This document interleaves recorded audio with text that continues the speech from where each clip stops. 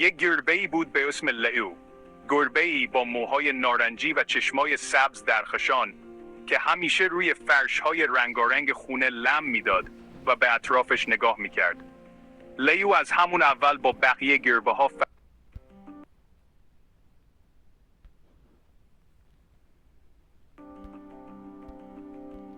یک گربه‌ای بود به اسم لئو. گربه‌ای با موهای نارنجی و چشمای سبز درخشان که همیشه روی فرش‌های رنگارنگ خونه لم میداد و به اطرافش نگاه میکرد. لئو از همون اول با بقیه گربه‌ها فرق داشت. حتی وقتی خیلی کوچیک بود، همه متوجه می‌شدن که یه چیز خاص تو وجودش هست که اصلاً مثل بقیه گربه‌ها نبود. وقتی بقیه گربه‌ها با هم بازی می‌کردن یا دنبالم می‌دویدن، لئو معمولاً یه گوشه می‌نشست و با دقت همه چیز رو زیر نظر می‌گرفت. وقتی خواهر و برادراش دنبال موش می‌دویدن و چرت می‌زدن، لئو به جای بازیگوشی دوست داشت ساکت و آروم باشه و به دنیای اطرافش فکر کنه. لئو ترجیح میداد از پنجره دنیا رو تماشا کنه. ساعتها می نشست و به رفت و آمد مردم، پرنده ها و حتی حرکت ابرها خیره می شد. اون با آقای پرویز زندگی می کرد. پیرمردی که همیشه با مهربونی با لئو حرف می زد و براش قصه تعریف می کرد. یه پیرمرد مهربون که خونش پر از چیزای جالب بود، از فرش‌های قدیمی گرفته تا عتیقه‌های کوچیک و کتاب‌های رنگارنگ. لئو از دیدن چیزای کوچیک لذت می‌برد. مثلا وقتی یه دونه نخل روی زمین می‌افتاد، ساعت‌ها می‌تونست بهش خیره بشه یا باهاش بازی کنه.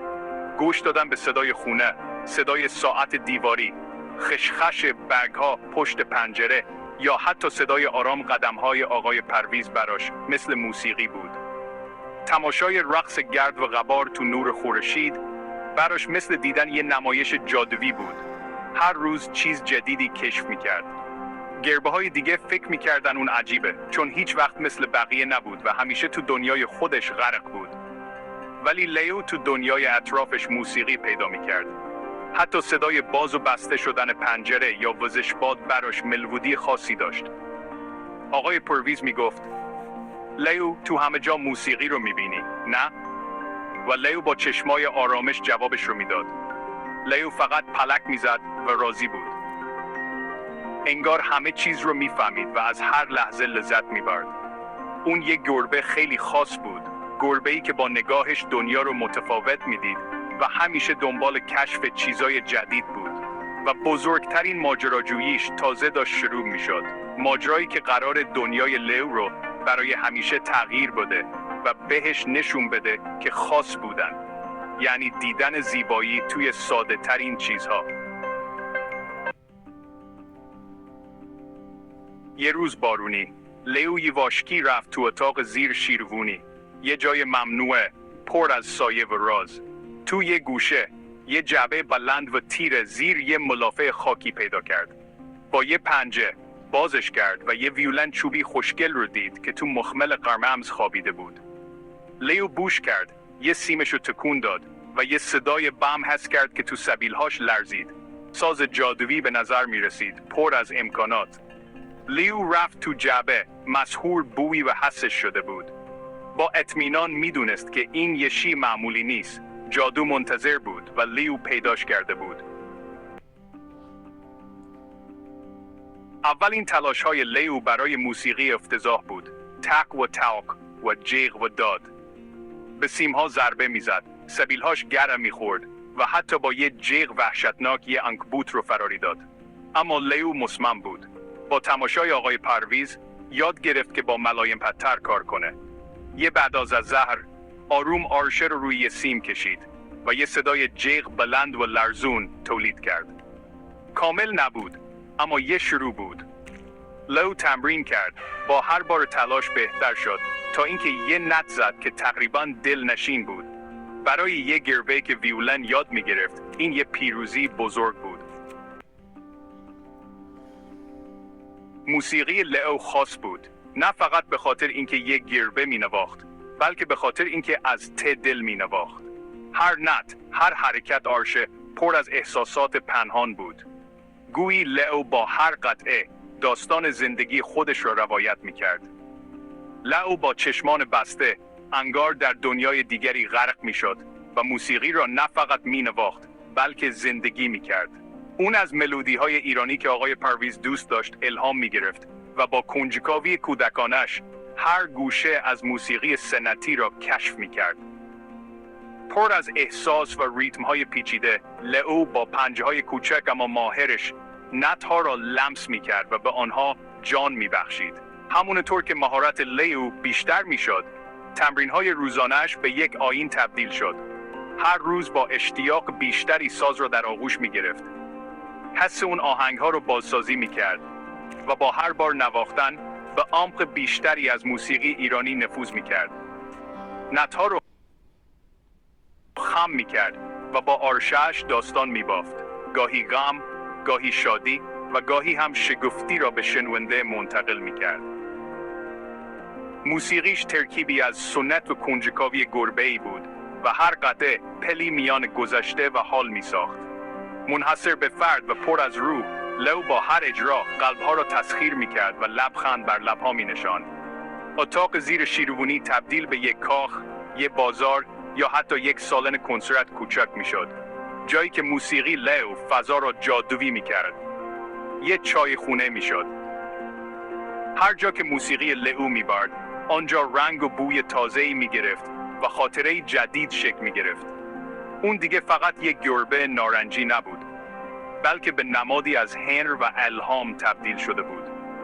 اون یه موسیقیدان واقعی بود که با هر اجرا تحسین و تشویق همه را برمی‌انگیخت، که قرنها میراث رو منتقل می‌کرد به نسل جدید. زیبای موسیقی ایرانی را نشان می‌داد. ملودی‌های لئو خونه رو پر از شگفتی کرد و هر روز نوای تازه‌ای از امید و عشق در فضا می‌پیچید. برای مدتی طولانی، موسیقی لئو فقط یک راز کوچک و شیرین بود، چیزی که فقط خودش و دیوارهای ساکت خانه از آن خبر داشتند. او هر شب وقتی همه جا ساکت میشد، آرام و بی صدا به اتاق زیر شیروانی میرفت و در تاریکی با دستان کوچک و پشمالویش سازش را نوازش میکرد. موسیقیش فقط با سایه‌های اتاق زیر شیروانی و نور کمرنگی که از پنجره میتابید به اشتراک گذاشته میشد. هر نت در میان گرد و غبار و خاطرات قدیمی میرقصید. آقای پرویز، صاحب خانه، گاهی اوقات صداهای ظریف و زیبایی میشنید که از جایی دور میآمد. او همیشه فکر میکرد این صداها فقط خیالات خودش است یا شاید صدای باد میان شاخه‌های درختان. او هرگز تصور نمیکرد که این ملودی‌های لطیف از جایی غیر منتظره سرچشمه میگیرند. برایش فقط صدای باد بود یا شاید صدای پرنده‌ای که لابلای برگ‌ها آواز می‌خواند. اما لئو در پنهان کردن تمرین‌هایش استاد شده بود. او همیشه گوش به زنگ بود و کوچکترین صدایی را می‌شنید و فوراً خودش را مخفی می‌کرد. هر وقت کسی نزدیک می‌شد، لئو وانمود می‌کرد که خواب است. چشمانش را نیمه باز نگه می‌داشت و نفسش را آرام می‌کرد تا کسی به او شک نکند. اما یک بعد از ظهر آرام و آفتابی، لئو آنقدر غرق در موسیقی و احساساتش بود که صدای باز شدن در را نشنید. آقای پرویز بی صدا وارد خانه شد، کلیدهایش را آرام روی میز گذاشت و متوجه شد که صدای ملودی دلنشینی از طبقه بالا می آید. کنجکاویش برانگیخته شد. او به آرامی از پله‌ها بالا رفت. هر قدمش با ضربان قلبش هماهنگ بود و به دنبال صدای موسیقی به سمت اتاق زیر شیروانی حرکت کرد. وقتی به در نیمه باز اتاق رسید، یواشکی نگاهی انداخت و چیزی دید که هرگز انتظارش را نداشت. لئو آنجا بود، چشمانش بسته، در دنیای خودش غرق شده بود و با تمام وجودش موسیقی می‌نواخت. او یک آهنگ ایرانی پر از احساس را با ویولن کوچک مخصوص خودش اجرا می‌کرد. هر نتش پر از شور و زندگی بود. آقای پرویز با حیرت و ناباوری ایستاده بود. نمی‌توانست باور کند که گربه‌اش چنین هنرمندی است. یک قطره اشک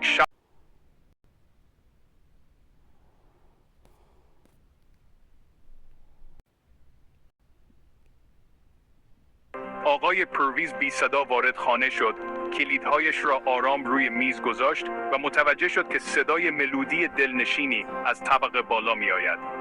کنجکاویش برانگیخته شد. او به آرامی از پله‌ها بالا رفت. هر قدمش با ضربان قلبش هماهنگ بود و به دنبال صدای موسیقی به سمت اتاق زیر شیروانی حرکت کرد. وقتی به در نیمه باز اتاق رسید، یواشکی نگاهی انداخت و چیزی دید که هرگز انتظارش را نداشت. لیو آنجا بود، چشمانش بسته، در دنیای خودش غرق شده بود و با تمام وجودش موسیقی می نواخت. او یک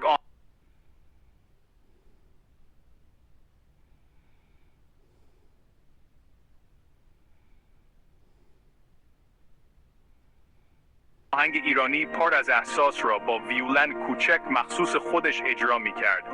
هر نتش پر از شور و زندگی بود. آقای پرویز با حیرت و ناباوری ایستاده بود. نمی توانست باور کند که گربه‌اش چنین هنرمندی است. یک قطره اشک شوق از گونه‌اش سرازیر شد، چون می دانست به راز بزرگی پی برده است. حالا دیگر راز لیو فاش شده بود. و این راز نه تنها عجیب، بلکه فوق‌العاده و الهام بخش بود.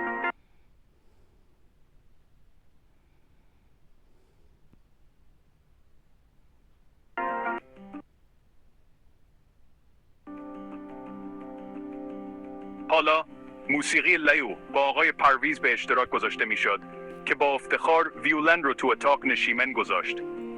یه روز همسایه‌شون خانم هیگنز اومد که هنوز برای گربه از دست رفته‌اش غمگین بود. آقای پرویز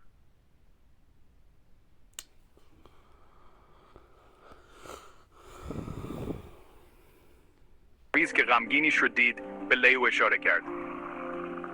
لیو آرشه‌اش رو برداشت و یه لالایی ملایم نواخت، پر از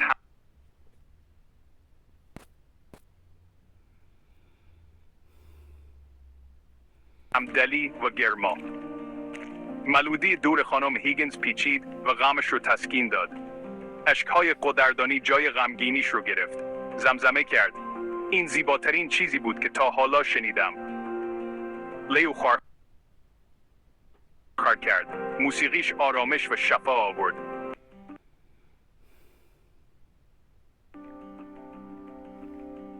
خبر گربه ویولنزن سریع پخش شد. خانم هیگنز به پستچی گفت، پستچی به نانوا گفت و به زودی کل شهر از هیجان سر و صدا می کرد. یه خبرنگار شکاک، سارا، اومد تا خودش ببینه.